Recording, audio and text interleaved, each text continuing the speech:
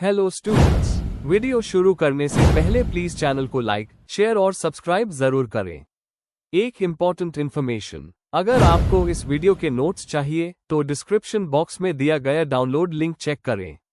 Thank you. चलिए शुरू करते हैं। इस वीडियो में हम पढ़ेंगे BES 121 childhood and growing up के प्रीवियस ईयर क्वेश्चन और most important questions with answers. ये क्वेश्चंस आपके एग्जाम के लिए बहुत इंपॉर्टेंट है। अगर आपने ये अच्छे से कर लिए तो एग्जाम निकलना पक्का है। Let's begin. Question 9, describe the steps of case study. Question explanation. इस क्वेश्चन में हमें केस स्टडी के अलग अलग स्टेप्स को डिटेल में समझाना है। मतलब, एक केस स्टडी करते वक्त कौन से फेजेस फॉलो किए जाते हैं, जैसे केस चूज करना, डेटा कलेक्ट करना, एनालिसिस और रिपोर्ट लिखना, इन सब को एग्जाम्पल के साथ एक्सप्लेन करना है। आंसर। इंट्रोडक्शन। केस स्टडी एक ऐसा रिसर्च मेथड है जिसमें किसी एक व्यक्ति, ग्रुप या सिचुएशन का गहराई से स्टडी किया जाता है। एजुकेशन और साइकोलॉजी में ये मेथड बहुत यूजफुल है क्योंकि इससे हम एक स्टूडेंट के बिहेवियर, लर्निंग प्रॉब्लम्स या इमोशनल इश्यूज को समझ सकते हैं। इसका मेन पर्पस होता है डिटेल्ड इन्फॉर्मेशन इकट्ठा करना ताकि डायग्नोसिस और सॉल्यूशन दिया जा सके। Main body. A. Step 1, identification and selection of the case. पहला स्टेप होता है केस का चुनाव करना जिसे हम स्टडी करना चाहते हैं, जैसे एक स्टूडेंट, एक क्लास या एक स्पेसिफिक प्रॉब्लम। केस ऐसा होना चाहिए जो यूनिक हो या जिसमें कोई पर्टिकुलर इशू दिखता हो। एग्जाम्पल, एक स्टूडेंट जिसका IQ अच्छा है पर मार्क्स कम आते हैं, उससे केस के रूप में सिलेक्ट कर सकते हैं। पर्पस। स्टडी का क्लियर फोकस डिसाइड करना और बताना कि ये केस क्यों इंपॉर्टेंट है। B. Step 2, defining objectives and planning the study. Case select होने के बाद ऑब्जेक्टिव्स तैयार किए जाते हैं, जैसे लर्निंग डिसेबिलिटी वाले बच्चे के इमोशनल एडजस्टमेंट का स्टडी करना। फिर प्लान बनाया जाता है कि डाटा कैसे और कहां से मिलेगा, टीचर, पेरेंट या पेयर्स से। टूल्स जैसे इंटरव्यू शेड्यूल, ऑब्जर्वेशन लिस्ट और क्वेश्चनर प्रिपेयर किए जाते हैं। पर्पस। स्टडी को सिस्टमैटिक और फोकस्ड बनाए रखना। सी। Step 3, data collection. ये सबसे इंपॉर्टेंट स्टेप है जिसमें डिफरेंट सोर्सेस से इंफॉर्मेशन कलेक्ट की जाती है। मेथड्स होती है ऑब्जर्वेशन, इंटरव्यू, साइकोलॉजिकल टेस्ट और स्कूल रिकॉर्ड्स। डेटा क्वालिटेटिव और क्वांटिटेटिव दोनों होता है। एग्जाम्पल, स्टूडेंट के क्लास बिहेवियर को ऑब्जर्व करना, पेरेंट्स से इंटरव्यू लेना और टेस्ट रिपोर्ट्स चेक करना। पर्पस। केस के बारे में ऑथेंटिक और कंप्लीट इंफॉर्मेशन लेना। D. Step 4, data analysis and interpretation. जब सारा डाटा मिल जाता है तो उसका एनालिसिस किया जाता है ताकि पैटर्न्स और रीजन समझे जा सके। रिसर्चर फाइंडिंग्स को साइकोलॉजिकल थियरीज के बेस पर इंटरप्रेट करता है। एग्जाम्पल, अगर बच्चा अग्रेसिव है तो उसके पीछे पेरेंटल निग्लेक्ट या पीयर रिजेक्शन का रीजन हो सकता है। पर्पस। डेटा से मीनिंग निकलना और समझना कि प्रॉब्लम का रूट कॉज क्या है। A. Step 5, conclusion and reporting. Analysis के बाद एक डिटेल रिपोर्ट लिखी जाती है जिसमें केस हिस्ट्री, फाइंडिंग्स और रिकमेंडेशंस होती है। रिपोर्ट में कॉन्फिडेंशियल डिटेल्स, ऑब्जर्वेशन और टेस्ट रिजल्ट्स इंक्लूडेड होते हैं। एग्जाम्पल, टीचर को रिकमेंड किया जा सकता है कि बच्चे के लिए काउंसलिंग सेशंस अरेंज करें। पर्पस। स्टडी के रिजल्ट्स को सिस्टमैटिकली प्रेजेंट करना और प्रैक्टिकल सॉल्यूशन देना। F. Step 6, follow up, optional but important. कई केसेस में फॉलोअप भी किया जाता है ताकि पता चले कि इंटरवेंशन का रिजल्ट पॉजिटिव है या नहीं। एग्जाम्पल, 3 महीने बाद दोबारा स्टूडेंट को एसेस करना। पर्पस। रेमेडीज के इफेक्टिवनेस को चेक करना और इम्प्रूवमेंट एंश्योर करना। कंक्लूजन। केस स्टडी एक पावरफुल मेथड है जिससे हम एक व्यक्ति या सिचुएशन को हर एंगल से समझ सकते हैं। हर स्टेप, केस चुनने से लेकर फॉलोअप तक, रिसर्च को रिलायबल बनाता है। एजुकेशन फील्ड में ये मेथड टीचर्स को हेल्प करता है स्टूडेंट्स के बिहेवियर और लर्निंग नीड्स समझने में। इससे थियरी और क्लासरूम प्रैक्टिस के बीच का गैप कम होता है। If you need the notes of this video, there is a download link in the description box. Be sure to check it out. Thank you. Question 10. Describe the various types of attachment and their developmental outcomes in children. Question explanation. इस question में हमें attachment के concept को समझाना है और बताना है कि बच्चों में अलग अलग अटैचमेंट के टाइप्स कैसे होते हैं। साथ ही हर अटैचमेंट टाइप का उनके इमोशनल और सोशल डेवलपमेंट पर क्या इफेक्ट पड़ता है, ये भी लिखना है। आंसर। इंट्रोडक्शन। अटैचमेंट एक इमोशनल बॉन्ड होता है जो बच्चे और कैरगिवर, ज्यादातर माँ, के बीच बनता है। इस कॉन्सेप्ट को सबसे पहले जॉन बोल्बी ने दिया था और बाद में मैरी एम्सवर्थ ने इसे एक्सप्लेन किया। अटैचमेंट बच्चे के पर्सनैलिटी, इमोशनल बैलेंस और सोशल रिलेशंस को शेप करता है। अर्ली अटैचमेंट एक्सपीरियंसेस जिंदगी भर के रिलेशनशिप्स और ट्रस्ट के बेस को तय करते हैं। Main body. 1. अटैचमेंट का अर्थ और महत्व। अटैचमेंट एक इमोशनल रिश्ता है जो कंसिस्टेंट केयर और लव के जरिए बनता है। ये बच्चे को सिक्योरिटी और कंफर्ट का एहसास दिलाता है, खासकर जब वो स्ट्रेस में हो। स्ट्रॉन्ग अटैचमेंट से बच्चे में कॉन्फिडेंस, एम्पैथी और सोशल स्किल्स डेवलप होती है। एग्जाम्पल, जब बच्चा डर जाता है और माँ के पास दौड़ता है, यह अटैचमेंट का क्लियर एग्जाम्पल है। 2. Theoretical background. बोल्बी और एम्सवर्थ।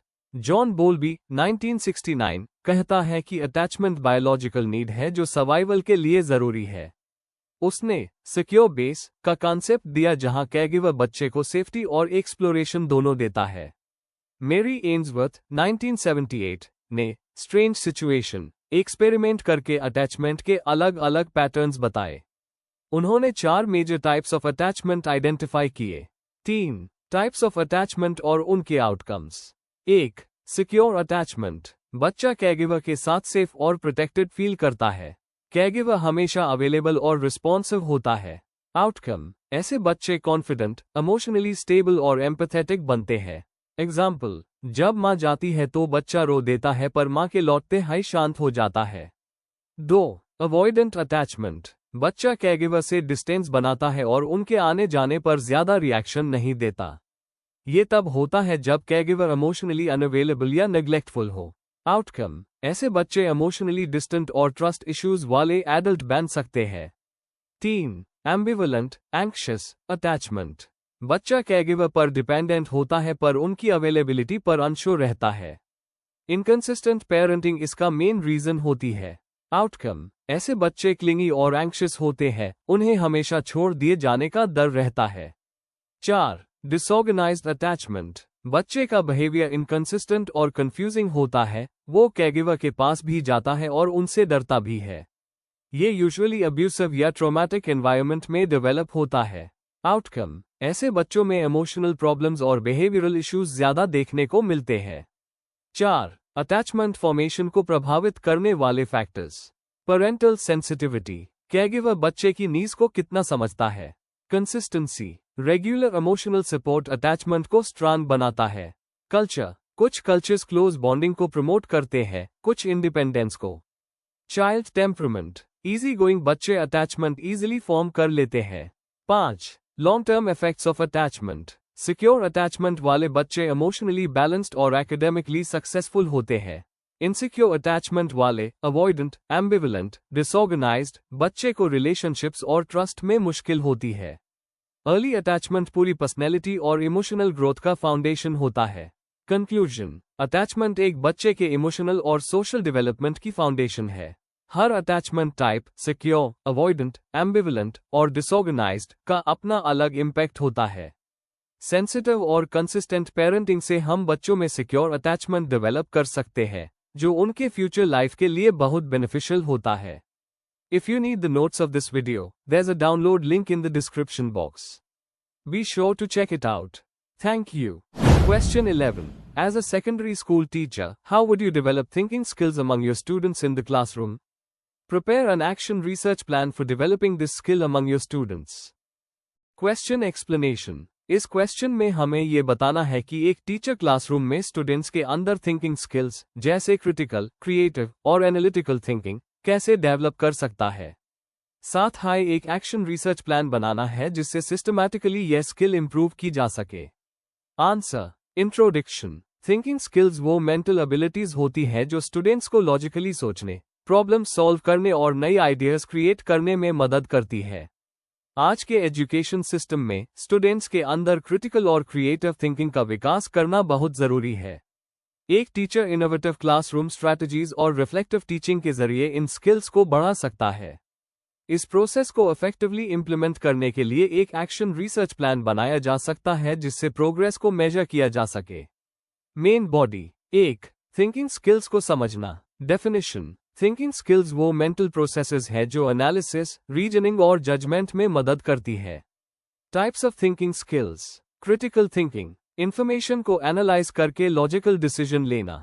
क्रिएटिव थिंकिंग, नए और यूनिक आइडियाज बनाना। रिफ्लेक्टिव थिंकिंग, अपने खुद के लर्निंग प्रोसेस पर सोचना। प्रॉब्लम सॉल्विंग, नॉलेज को नए सिचुएशंस में अप्लाई करना। एग्जाम्पल, जब स्टूडेंट्स किसी सोशल इशू पर डिबेट करते हैं तो उनका क्रिटिकल और रिफ्लेक्टिव थिंकिंग दोनों एक्टिवेट होता है। 2. क्लासरूम में थिंकिंग स्किल्स डेवलप करने के तरीके। टीचर कुछ प्रैक्टिकल मेथड्स यूज कर सकता है। क्वेश्चनिंग टेक्निक्स, ऐसे सवाल पूछना जो स्टूडेंट्स को सोचने पर मजबूर करें, जैसे अगर ऐसा ना होता तो क्या होता। ग्रुप डिस्कशंस और डिबेट्स, स्टूडेंट्स को अपने व्यूज एक्सप्रेस करने का मौका मिलता है जिससे क्रिटिकल थिंकिंग डेवलप होती है। Project based learning, real life projects जैसे स्वच्छता अभियान पर प्रोजेक्ट करना एनालिटिकल और क्रिएटिव दोनों स्किल्स बढ़ता है। ब्रेनस्टॉर्मिंग और माइंड मैपिंग, स्टूडेंट्स को नए आइडियाज सोचने के लिए मोटिवेट करना। Case study method, real situations के एनालिसिस से जजमेंट और रीजनिंग स्किल्स इंप्रूव होती है। रिफ्लेक्टिव जर्नल्स, स्टूडेंट्स अपने लर्निंग एक्सपीरियंस पर लिखकर सेल्फ अवेयरनेस बढ़ते हैं। एग्जाम्पल, साइंस एक्सपेरिमेंट के बाद स्टूडेंट्स से ऑल्टरनेटिव मेथड्स डिस्कस करवाना क्रिएटिव थिंकिंग डेवलप करता है। 3. थिंकिंग स्किल्स डेवलप करने के लिए एक्शन रिसर्च प्लान। 1. प्रॉब्लम पहचान, स्टूडेंट्स रोट लर्निंग पर डिपेंडेंट है और क्लासरूम डिस्कशंस में एक्टिव नहीं है। 2. रिसर्च के ऑब्जेक्टिव्स, स्टूडेंट्स में क्रिटिकल और क्रिएटिव थिंकिंग बढ़ाना, लर्निंग को पार्टिसिपेटिव बनाना, इंप्रूवमेंट को फीडबैक और ऑब्जर्वेशन से एवेल्युएट करना। 3. Action steps, planning stage, open ended activities design करना, debate, quiz, problem solving tasks. Tools ready करना जैसे फीडबैक फॉर्म्स और observation sheets. Implementation stage, classroom में डिस्कशन और रिफ्लेक्टिव राइटिंग सेशंस करवाना। ऑब्जर्वेशन स्टेज, स्टूडेंट्स के रिस्पांस और इन्वॉल्वमेंट को रिकॉर्ड करना। रेगुलर फीडबैक लेना। रिफ्लेक्शन स्टेज, रिजल्ट्स एनालाइज करना और अगर जरूरत हो तो टीचिंग मेथड्स मॉडिफाई करना। 4. एवेल्युएशन, इंटरवेंशन से पहले और बाद के स्टूडेंट परफॉर्मेंस कंपेयर करना। रूब्रिक्स के थ्रू उनकी क्रिटिकल और क्रिएटिव थिंकिंग एसेस करना। एग्जाम्पल, 4 हफ्ते के रिफ्लेक्टिव जर्नल और ग्रुप डिबेट के बाद स्टूडेंट्स का पार्टिसिपेशन और लॉजिकल रीजनिंग दोनों इंप्रूव हुआ। 4. टीचर का रोल थिंकिंग स्किल्स सस्टेन करने में। हर टॉपिक में क्वेश्चनिंग और क्यूरियोसिटी को एनकरेज करना। रियल लाइफ एग्जाम्पल्स का यूज करना। कंस्ट्रक्टिव फीडबैक देना जिससे स्टूडेंट्स और डीप सोच सके। ऐसी एनवायरनमेंट बनाना जहां स्टूडेंट्स अपने आइडियाज फ्रीली शेयर कर सके। कंक्लूजन, सेकेंडरी स्कूल के स्टूडेंट्स में थिंकिंग स्किल्स डेवलप करना उनके होलिस्टिक डेवलपमेंट के लिए जरूरी है। इनोवेटिव क्लासरूम स्ट्रैटेजीज और स्ट्रक्चर्ड एक्शन रिसर्च प्लान के जरिए टीचर उनमें क्रिटिकल, क्रिएटिव और रिफ्लेक्टिव थिंकिंग को नर्चर कर सकता है। यह अप्रोच स्टूडेंट्स को रियल लाइफ चैलेंजेस के लिए तैयार करता है। Before we end, please like, share and subscribe the channel for more such study materials and one important information अगर आपको नोट्स चाहिए तो डिस्क्रिप्शन बॉक्स में डाउनलोड लिंक दिया हुआ है, जरूर चेक करें। Thank you.